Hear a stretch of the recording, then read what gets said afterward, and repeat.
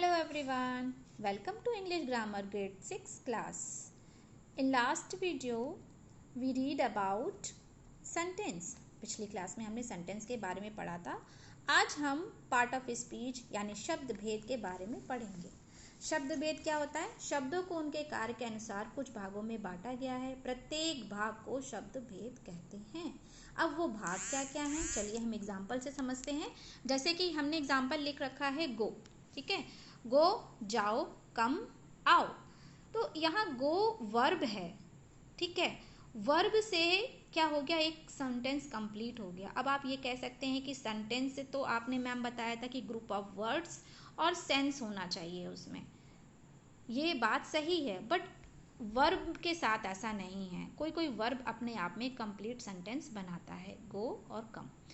दूसरा देखिए, आई गो, इसमें दो चीज़ें हैं. ठीक है, फिर आई गो टू होम या स्कूल. यहाँ प्रोनाउन दी हुई है, वर्ब दी हुई है. ठीक है, और इस जगह पे नाउन का भी use, Ram go to home हो सकता था. हाँ, शी गो टू कुछ हो सकता था. एक सेंटेंस से था, उस चीज़ को एग्जाम्पल के तौर पे हम ले रहे हैं. तो ये क्या कहलाता है? एक कंप्लीट सेंटेंस कहलाता है. और सेंटेंस के बाद में जो पार्ट ऑफ स्पीच होते हैं, इनमें कौन कौन से पार्ट यूज़ हुए हैं.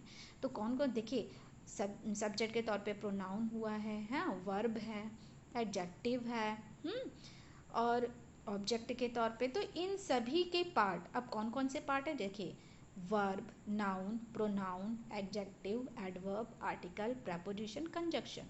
ये 8 तरीके के होते हैं जो पार्ट ऑफ स्पीच कहलाते हैं. एक पार्ट आज हम लेते हैं नाउन. देखिए, naming words are called noun. बचपन में पढ़ाया जाता है कि नेमिंग वर्ड्स को ही हम नाउन कहते हैं. और नाउन की एक और पुरानी सी लैंग्वेज भाषा में जो बचपन से हम पढ़ते चले आ रहे हैं कि a noun is the name of any person, place और थिंग. अर्थात किसी व्यक्ति, वस्तु या स्थान के नाम को हम क्या कहते हैं? संज्ञा कहते हैं. एग्जाम्पल के तौर पे जैसे मैंने आयन, लखनऊ, कोलकाता, पेन, ETC, ऐसे और भी एग्जाम्पल आप ले सकते हैं नाउन के. ये सभी नाउन कहलाते हैं. तो पहला पार्ट हमने पढ़ा नाउन.